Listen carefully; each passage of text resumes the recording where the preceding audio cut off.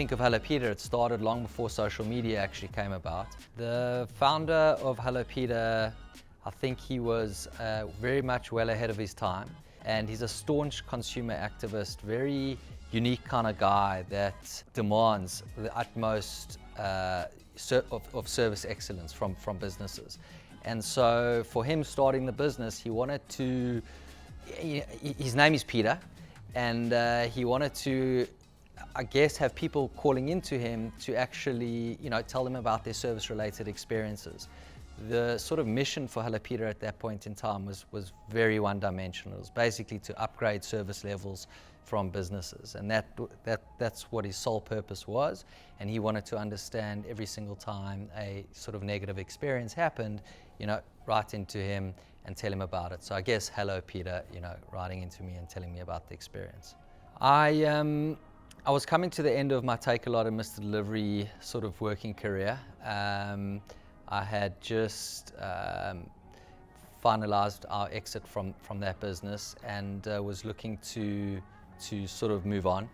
I was on a short break. We were away with a few friends, and oddly enough, one of the families we were away with was there in his business. Their corporate finance team was running the process for Hellopeter. He kind of mentioned it to me, and it really struck a chord with me, because I knew the sort of value that Mr. Delivery and Takealot placed on Hellopeter. It was nothing went across anyone's desk that didn't, that was on Hellopeter. And when it was on Hellopeter, you kind of, everyone sort of downed their tools to make sure they actually dealt with the situation very quickly.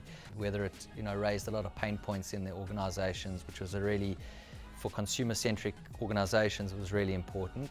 And so I immediately thought this could be a great opportunity, very much like sort of Mr. Delivery was at the time, which is, a big brand, 4 million sort of menu guides on fridges, very well known. Hellopeter, exceptionally well known, and something amazing could be done with the brand, and build on from what the founder had sort of done with the business. So yeah, I was planning actually on taking a bit of a sabbatical, to be honest, and just spending time with the family for quite some time.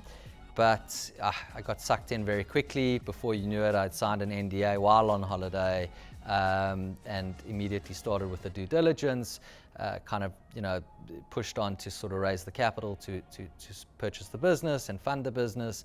And yeah, I was back in the ring, a month later. So I'm still hoping to have that sabbatical at some stage, but yeah, no, I mean, there's a lot to do. So some of the biggest challenges that I've faced with Hellopeter are, when we took over the platform, it was a very one-dimensional platform. It was a complaints platform. Consumers used it to go and complain, and businesses were very scared to sort of be on that, to be on the platform. That was very challenging because, you kind of labeled almost an extortion platform by businesses, in the sense that at the time when we took over Hellopeter, you had to actually pay to respond to the consumer. So it's free for the consumer to come and write anything they want about your business, yet the business must go and pay Hellopeter to go and reply to that customer.